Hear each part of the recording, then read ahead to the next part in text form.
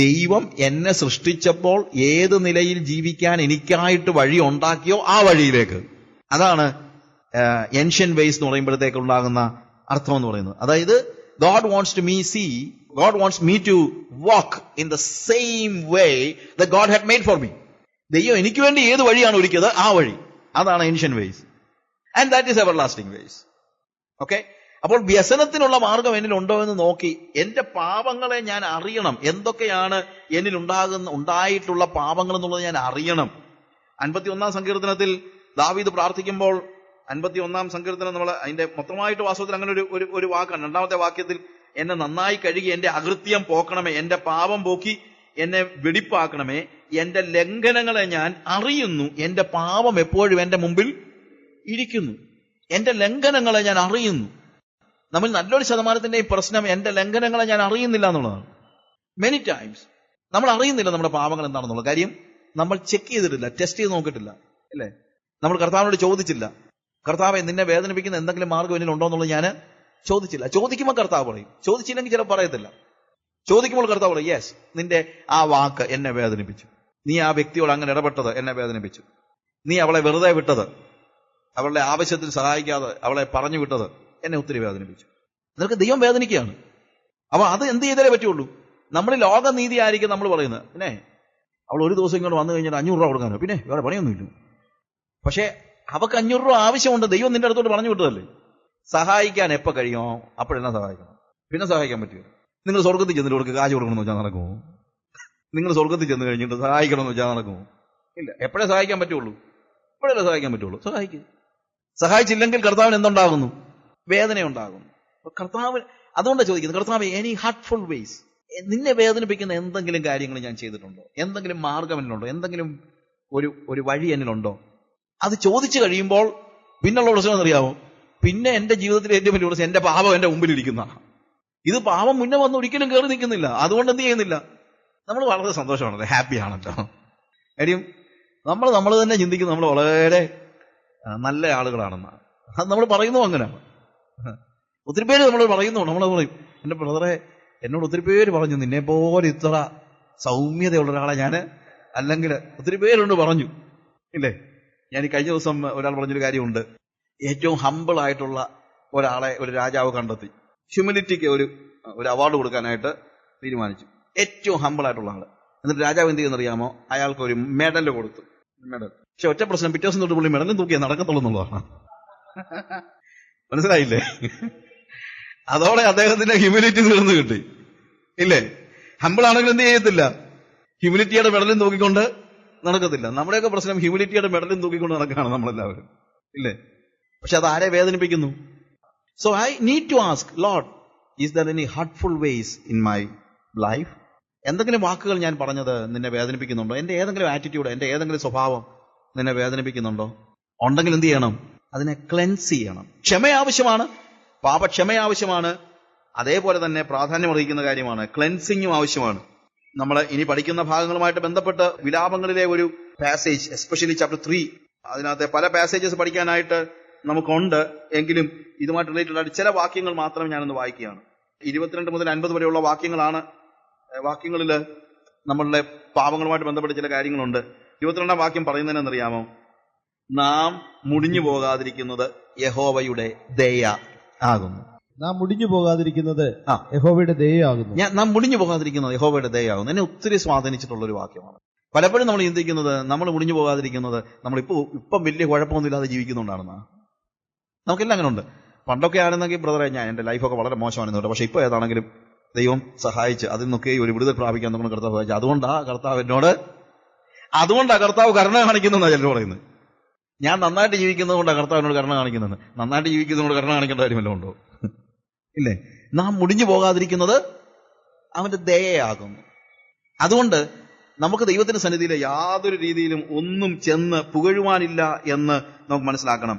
ശരിക്കും പറഞ്ഞു കഴിഞ്ഞാൽ ഇസ്രായേലിന്റെ പാപങ്ങളോട് കർത്താവ് ഇടപെടുന്ന രീതിയിൽ ദൈവം അവരോട് കാണിക്കുന്ന ദയയാണ്. ശരിക്കും പ്രവാസത്തിൽ പോയ ജനങ്ങളെ കുറിച്ചുള്ള ഒരു കരച്ചിലാണ് വാസ്തവത്തിൽ വിലാപം എന്ന് പറയുന്നത്. ആ പ്രവാസത്തിൽ പോകുന്ന ജനങ്ങളോട് ദൈവം കാണിക്കുന്ന കരുണ ആണ് നമ്മളിവിടെ കാണുന്നത്. അതിന്റെ 26-ാം വാക്യത്തില് യഹോവയുടെ രക്ഷയ്ക്കായി മിണ്ടാതെ കാത്തിരിക്കുന്നത് നല്ലത്. യഹോവയുടെ രക്ഷയ്ക്കായി, കർത്താവ് നമ്മളെ വീണ്ടെടുക്കുവാൻ വേണ്ടി, വിടുവിക്കുവാൻ വേണ്ടി.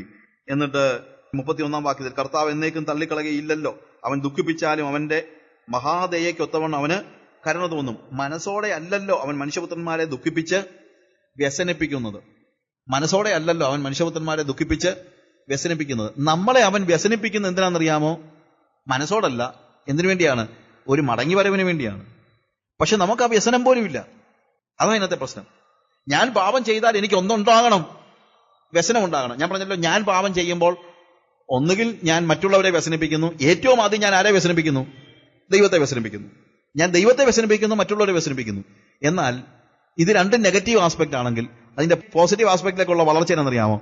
ഞാൻ വ്യസനിച്ചു തുടങ്ങുമ്പോഴാണ്. You understand? ഞാൻ പാപം ചെയ്യുമ്പോൾ ദൈവം വ്യസനിക്കുന്നു, മറ്റുള്ളവർ വ്യസനിക്കുന്നു. അതതിന്റെ നെഗറ്റീവ് ആസ്പെക്ട് ആണ്. പക്ഷെ അത് പോസിറ്റീവ് ആകുന്നപ്പോഴാണ് ഞാൻ പാപം ചെയ്യുമ്പോൾ ഞാൻ വ്യസനിച്ചു തുടങ്ങുന്നതാണ്. ആ വ്യസനമാണ് ദൈവം തരുന്ന വ്യസനം. അതാണ് മാനസാന്തരം ഉളവാക്കുന്ന ദുഃഖം എന്ന് പൗലോസ് പറയുന്നത്. ആ വ്യസനം കർത്താവ് നമുക്ക് തരുന്നത് മനസ്സോടല്ല. എന്തിനു വേണ്ടിയാണ്? നമ്മൾ മാനസാന്തരപ്പെടുന്നതിന് വേണ്ടിയാണ്. കർത്താവ് എന്നേക്കും തള്ളിക്കളയുകയില്ലല്ലോ, അവൻ ദുഃഖിപ്പിച്ചാലും തന്റെ മഹാദയയ്ക്കൊത്തവണ്ണം നമ്മളോട് കരുണ തോന്നും. മനസ്സോടെ അല്ലല്ലോ അവൻ മനുഷ്യപുത്രന്മാരെ വ്യസനിപ്പിക്കുന്നത്. നമ്മളെ മാറ്റിയെടുക്കുന്നതിന് വേണ്ടിയാണ്, നമ്മളെ രൂപാന്തരപ്പെടുത്തുന്നതിന് വേണ്ടിയാണ്. നമ്മുടെ ജീവിതത്തിലേക്ക് ദുരന്തം വന്നതും കർത്താവ് കൽപ്പിച്ചിട്ടാണ്. അവിടെ 37 വാക്യത്തിൽ കർത്താവ് കൽപ്പിക്കാതെ ആർ പറഞ്ഞിട്ടാകുന്നു വല്ലതും സംഭവിച്ചത്. അതുകൊണ്ട് എന്ത് വേണം?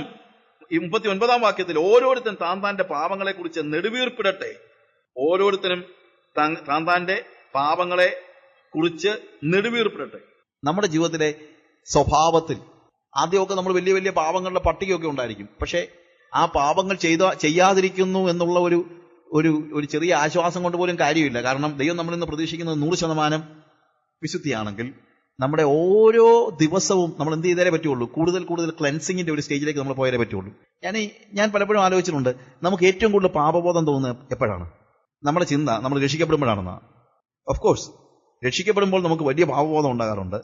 പക്ഷേ രക്ഷിക്കപ്പെടുമ്പോൾ ഉണ്ടായ പാപബോധം എന്ന് പറയുന്നത് ലോകക്കാരെല്ലാം പാപമെന്ന് വിളിച്ചതിനെ കുറിച്ചുള്ള ബോധമാണ്.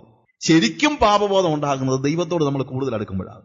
ദൈവത്തോട് അടുക്കുന്തോറും നമ്മൾ മനസ്സിലാക്കുന്നത് നമ്മൾ എത്ര നികൃഷ്ടരാണെന്ന്. ഞാൻ പറഞ്ഞത് ഗ്രഹിക്കുന്നുണ്ടല്ലോ?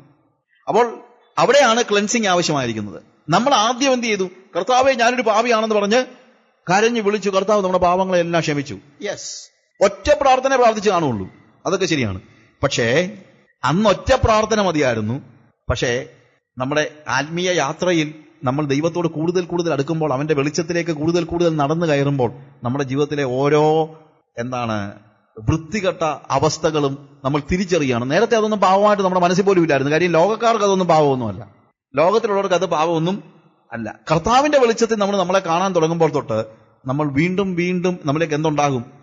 പാപത്തെക്കുറിച്ചുള്ള വലിയ ബോധ്യം ഉണ്ടാകും. കാര്യം അവനെ വ്യസനിപ്പിക്കുന്നതെല്ലാം പാപമാണ് നമ്മൾ തിരിച്ചറിയും. നാട്ടുകാർക്ക് വ്യസനം ഉണ്ടാകുന്നത് മാത്രമല്ല, അവനെ വ്യസനിപ്പിക്കുന്നതെല്ലാം പാപമാണ്.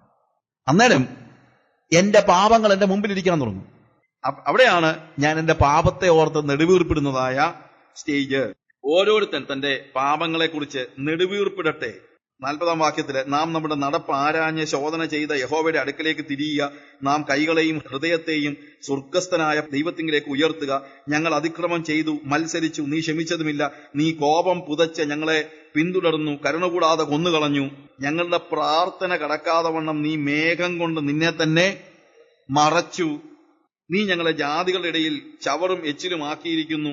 എന്നിട്ട് താഴെ പറയുന്ന കാര്യം 48 വാക്യത്തിൽ, എന്റെ ജനത്തിൻ പുത്രിയുടെ നാശം നിമിത്തം നീർത്തോടുകൾ എന്റെ കണ്ണിൽ നിന്ന് ഒഴുകുന്നു. നോക്ക്, എന്റെ ജനത്തിൻ പുത്രിയുടെ നാശം നിമിത്തം നീർത്തോടുകൾ എന്റെ കണ്ണിൽ നിന്ന് ഒഴുകുന്നു. 19 വാക്യത്തിൽ, യഹോവ സ്വർഗത്തിൽ നിന്ന് നോക്കി കടാക്ഷിക്കുവോളം എന്റെ കണ്ണിടവിടാതെ പൊഴിക്കുന്നു, ഇളയ്ക്കുന്നതുമില്ല. യഹോവ സ്വർഗത്തിൽ നിന്ന് നോക്കി കടാക്ഷിക്കുവോളം, അവൻ എന്റെ മുഖത്തേക്ക് നോക്കിയിട്ടൊരു കടാക്ഷം, അവൻ എന്റെ മുഖത്ത് നോക്കി ഒന്ന് പുഞ്ചിരിക്കുന്നത് കാണുന്നത് വരെ എന്റെ കരച്ചിൽ മാറത്തില്ലെന്ന്. കർത്താവ് എന്നെ നോക്കി ഒന്ന് പുഞ്ചിരിക്കുന്നത് കാണുന്നത് വരെ എന്റെ കരച്ചിൽ മാറത്തില്ല. അതാണ് ക്ലെൻസിങ് എന്ന് പറയുന്നത്.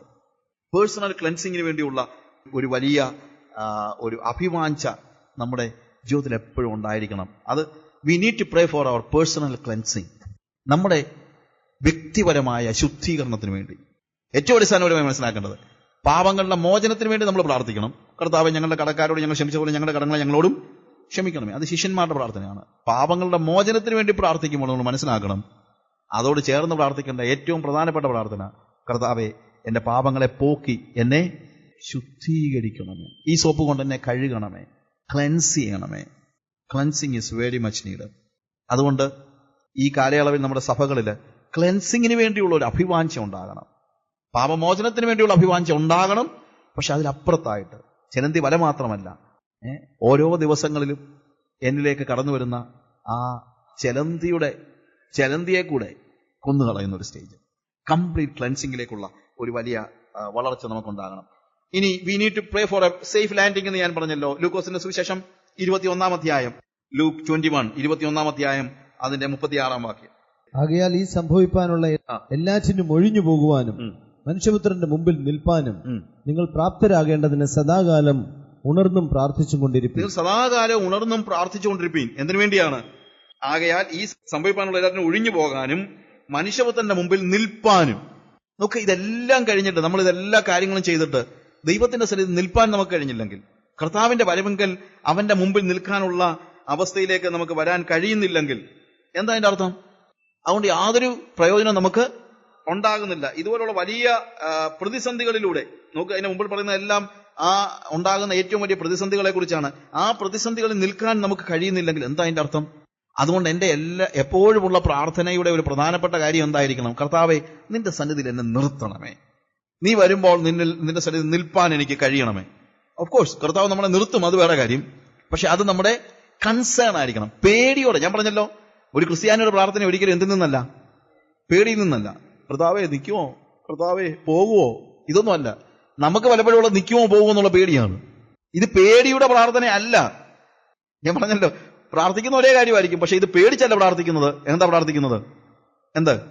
ആശ്രയത്തിൽ. കർത്താവേ, ഐ ട്രസ്റ്റ് ഇൻ യു. കർത്താവേ, ഞാൻ നിന്നിൽ ആശ്രയിക്കുന്നു. ക്രിസ്ത്യാനിയുടെ പ്രാർത്ഥന ആശ്രയത്തിൽ നിന്നാണ്. ക്രിസ്ത്യാനിയുടെ പ്രാർത്ഥന പേടിയിൽ നിന്നല്ല. അവന്റെ സന്നിധി നിൽക്കാനായിട്ട് കഴിയേണ്ടതിന് നിൽക്കാൻ നമ്മളല്ല നിൽക്കുന്നത്. ആരാണ്? ദൈവം നിർത്തുകയാണ്. നമ്മുടെ എല്ലാം വലിയ പ്രശ്നം അതാണ്. ഞാൻ ഈ കഴിഞ്ഞ ദിവസം IPCയുടെ ഇലക്ഷനിൽ നിന്ന് 1-2 പാസ്റ്റർമാർ എൻ്റെ കൂട്ടുകാരുണ്ടായിരുന്നു. ഞാൻ ഇവന്മാർക്ക് വേണ്ടി 7 വർഷം ഒരു സ്ഥലത്ത് കണ്ടിന്യൂസ് ആയിട്ട് എല്ലാ ആഴ്ചയിലും പോയി ക്ലാസ് എടുത്തുകൊണ്ടിരുന്നതാണ്. നന്നാവുമെന്നായിരുന്നു എൻ്റെ പ്രതീക്ഷ. നന്നായില്ല. ഞാൻ ഈ കഴിഞ്ഞ ദിവസം കണ്ട് ഊടുപാട് എനിക്ക് പറയാനുള്ളതെല്ലാം അങ്ങ് പറഞ്ഞു. സങ്കടം കൊണ്ട് പറഞ്ഞത്. സങ്കടം കൊണ്ട് പറഞ്ഞു. ഞാൻ എൻ്റെ 7 years ഞാൻ ആഴ്ചയിൽ ഒരു ദിവസം വെച്ച് ഞാൻ ഉള്ള സമയത്ത്, നാട്ടിലുള്ള സമയത്ത് മുഴുവൻ, അല്ലാത്ത സമയത്ത് പറ്റത്തില്ല, പക്ഷെ ഞാൻ വരുന്നത് നോക്കി. ഇപ്പം ഞാനിപ്പോൾ അങ്ങോട്ടും ഇങ്ങോട്ട് പോകുമ്പോൾ ഇവിടെ വന്ന് കയറി വരുന്ന പറഞ്ഞ പോലെ ഞാൻ വരുന്നത് നോക്കി വരുന്ന സമയത്ത് മുഴുവൻ എല്ലാ ആഴ്ചയിലും പോയി ക്ലാസ് എടുത്തുകൊണ്ടിരുന്നതാണ്. എന്നിട്ടാണ് ഇവന്മാർ പോയി ഇലക്ഷന് പോയിരുന്നത്. ഞാൻ പറഞ്ഞു, എന്ത് ഇത് കാണിച്ചത്? എനിക്ക് ഭയങ്കരമായിട്ട് എൻ്റെ ഹൃദയം തകർന്നിട്ട് ഞാൻ ചോദിച്ചത്.